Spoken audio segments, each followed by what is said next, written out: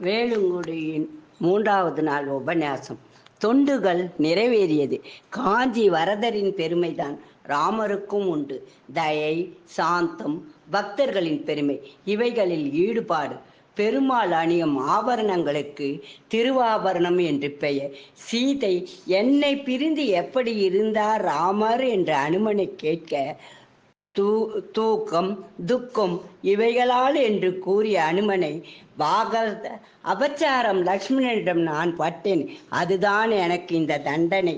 சீதை உண்மையை சுருக்கமாக கூறுமாறு கேட்டு அறிந்து ஒரு நாள் தங்கி செல்லுமாறு கேட்க, கெடு 30 நாள் தான் உள்ளது, அதற்குள் நாங்கள் வரவேண்டும், தங்களை அழைத்து செல்ல ராமனுடன் என்று கூறி இலங்கையின் அரச சபைக்கு சென்று, வாலியின் தம்பி சுக்ரீவன்தான் எனக்கு ராஜா, நான் மந்திரி என்று கூறி வாலியின் பெயரை கேட்டு பயந்த ராவணன் பல வார்த்தைகளால் கடிந்து சொல்லி அழிக்கப் போக விபீஷ்ணன் தடுத்து தூதுவனை கொல்லக்கூடாது என்று கூறி வாளில் துணியை சுற்றி நெருப்பை வைத்தார்கள்.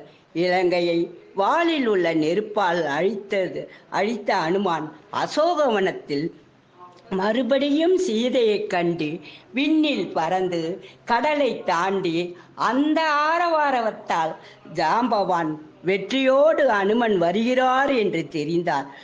அவரிடம் அனைத்தும் கூறிவிட்டு ரிஷிமுகம் பர்வதம் வந்து வானரங்களின் சந்தோஷத்தால் மதுவனத்தை அழித்து சுக்ரீவன் வெற்றியின் களிப்பை தெரிந்து கொண்டு அதற்குள் ஹனுமன் கண்டேன் சீதையை என்ற மாபெரும் வார்த்தையை சொல்லின் செல்வனாக வந்த அனுமனை ராமன் மார்போடு அணைத்து ஆலிங்கனம் செய்தது ஒரு தொண்டால் கிடைத்த மாபெரும் வெற்றிதானே.